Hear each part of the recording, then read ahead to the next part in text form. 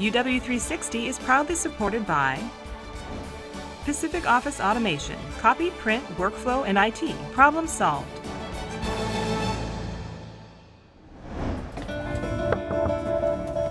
If we hadn't come here to UW, Hello, hi, good to see you. I don't know what would Good to see happen. you. Here at the University of Washington and the Seattle Cancer Care Alliance, we often see patients for second opinions regarding how to manage their cancer. Todd Braman was diagnosed with prostate cancer in 2004. This diagnosis and treatment journey that I've been on has been probably the most enlightening experience of my life. He underwent radiation, hormone therapy, and chemotherapy in his hometown of Yakima. But one after another, each of those treatments stopped working. He was diagnosed with metastatic stage 4 prostate cancer.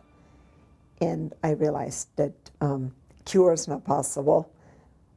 So I tried to concentrate on treatment. Braman's tumor was biopsied and his DNA was sequenced as part of a treatment often called precision oncology or precision medicine.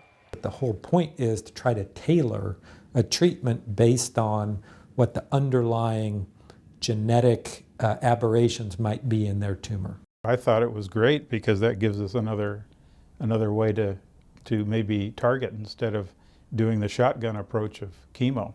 In his case, there were two important implications. First, it immediately told us what treatment he should have for his tumor. The other discovery, Braman had an inherited mutation of the BRCA gene. In men, it increases the risk of prostate cancer. In women, it increases the risk of breast and ovarian cancer. So then the question is, well, did other family members inherit it? With our daughter, we invited her to Yakima and told her, please get tested. You might have a higher percentage than the regular population of a fatal disease. Alicia tested positive for the BRCA gene, which puts her at a higher risk of developing breast cancer. Now she works with her healthcare team to make sure she has frequent screenings. Prostate cancer passes from father to son, but as our daughter shows, the mutation can go from male to female. But Todd and Helga decided not to tell their son right away. He was a UW student, but he was studying in Europe for a year.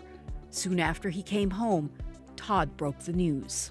And he will do the test, if I have to drag him here myself. Todd is now on a PARP inhibitor, which prevents the cancer cells from repairing themselves. The idea, it should work, and they pursued it, and indeed it has worked.